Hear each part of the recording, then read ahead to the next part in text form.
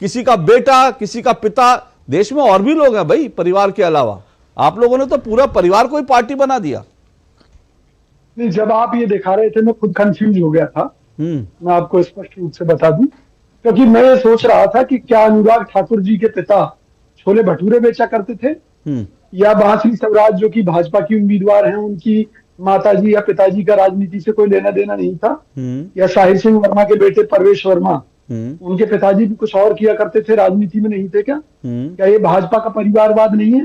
फिर आप क्यों जो मध्य प्रदेश में जो हमारे कांग्रेस के साथी हैं उन्हें क्यों लेकर आए? क्योंकि उनके पिता भी राजनीति में ही थे। तो परिवारवाद, जिस परिवारवाद की बात भाजपा करती है, असल में वो परिवारवाद भाजपा में है और वो देश के लिए खतरनाक है, जिसको हमारा परिवारवाद कहा जा रहा है।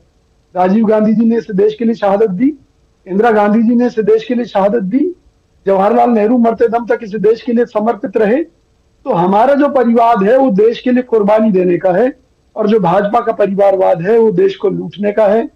चाहे वो नमामि गंगे परियोजना के माध्यम से लूटने का हो, चाहे वो 100 स्मार्ट सिटी के नाम पर लूटने का हो, चाहे आरबीआई के रिजर्व फंड से 2-2 बार पैसे निकालने का हो, चाहे वो क्रिकेट मैच के द्वारा अमित शाह जी के बेटे और दूसरे लोगों की भूमिका के चलते इस देश को लूटने का हो, चाहे हर मोबाइल में सट्टा बाजार खुलवाकर इस देश के युवाओं को बर्बाद करने का मामला हो। ये परिवारवाद भारतीय जनता पार्टी का ये सबसे खतरनाक है, जो देश को रसातल की तरफ ले जा रहा है। क्यों मोदी सरकार ने आज ऑनलाइन सट्टे के ऊपर 28% जीएसटी लगाकर कमाई का धंधा बना लिया, कंपनियों से चंदा भी लिया और देश के युवाओं को बर्बादी के रास्ते पर भी ढकेल दिया? आखिर क्यों मोदी सरकार उन ऐप्स पर रोक नहीं लगा पाई जो देश के युवाओं को मरने पर मजबूर कर रहे हैं? वो कंपनियां जो छोटे छोटे लोन देकर गरीबों को रामलीला मैदान के मंच पर भी बोल दीजिए, वो मुश्किल होगा उनको बोलना। विजय जी जरा रामलीला मैदान के मंच पर बोल दीजिए थोड़ा। अब आप मुझे बता दीजिए, आपने अनुराग ठाकुर से शुरू किया था तो मैं आपसे सीधा सवाल पूछ रहा हूं, पिछले 10 साल में कौन से मंच पर आपने अनुराग ठाकुर और उनके पिताजी धूमल जी को एक मंच पर देखा? जवाब दीजिए। आपने बहुत अच्छी बात कही है। जो हमारे पास जानकारी है उसके मुताबिक अनुराग ठाकुर के पिता ने स्पष्ट कह रखा है। गलत बात नहीं। आप जानकारी के आधार पर मत बताइए, मेरा सवाल जानकारी के आधार पर मत बताइए। जानकारी सुनिए, मेरी बात सुनिए। विजय कौशिक सुनिए। जानकारी के आधार पर अगर आप कहेंगे तो जानकारी के आधार पर मैं आपको जानकारी दूंगा कि वहां पर प्रियंका गांधी वाड्रा के बच्चे भी थे मंच पर। तो मैं जानकारी के आधार पर बात नहीं कर रहा हूं, सीधा सवाल पूछ रहा हूं।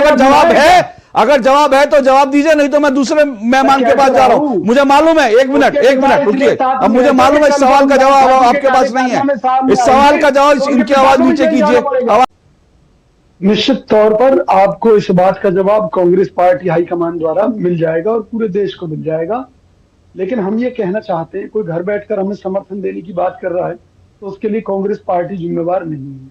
दूसरी बात, जब मोदी जी और अमित शाह जी पूर्वोत्तर के आतंकी संगठनों के साथ में समझौते करते हैं तो वो 56 इंची सीना। पूर्वोत्तर के आतंकी संगठन किनका नाम लेकर बताइए। बिल्कुल, किसको आप आतंकी संगठन कह रहे हैं? पूर्वोत्तर के जो वहां के पूर्वोत्तर के आतंकी संगठन है, बाकायदा भारत सरकार की तरफ से डिटेल जारी की गई थी।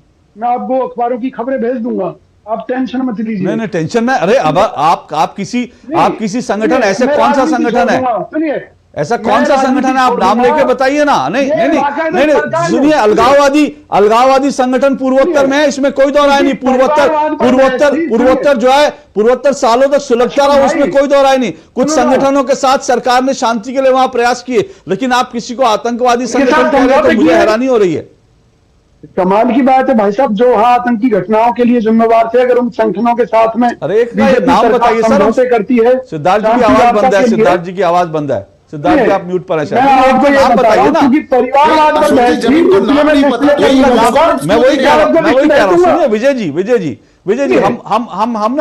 हम देखिए, मेरे निवेदन है, आप नाम लेंगे तो मैं स्पेसिफिक बात करूंगा। आप नाम लीजिए, कौन से आतंकी संगठन की बात कर रहे हैं? अलग से बैठ कर लेना, पूरी आतंकवादी जो संगठन थे, कौन सा संगठन, आतंकवाद के आरोप थे, कौन सा संगठन, उनकी पूरी लिस्ट लेकर आपको दे दूंगा। नहीं अभी बताइए ना।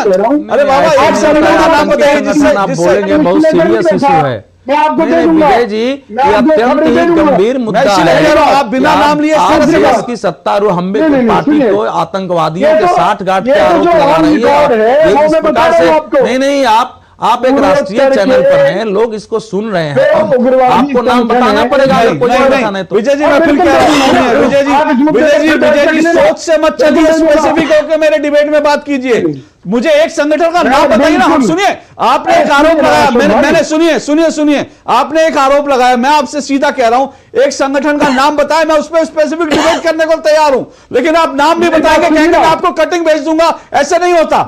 इस तरह से डिबेट नहीं होती। भूषण जी, आप रिस्पॉन्ड कीजिए। परिवारवाद पर बहस थी नहीं। और मैं उन संगठनों की लिस्ट लेकर नहीं बैठा। नहीं तो, अरे तो आपको याद तो होगा ना। अब आगे की सुन लीजिए। तो फिर कोई बात नहीं, सुनिए, कोई बात नहीं। मैं आपको एक मिनट मैं आपको 5 मिनट का विश्राम दे देता हूं, आप ढूंढिए, उसके बाद मैं आता हूं इस पर। भूषण जी रिस्पॉन्ड कीजिए। परिवारवाद पे डिबेट थी, लेकिन अगर मैंने तय नहीं किया एसडीपीआई का कांग्रेस को समर्थन देने का तय करेगी।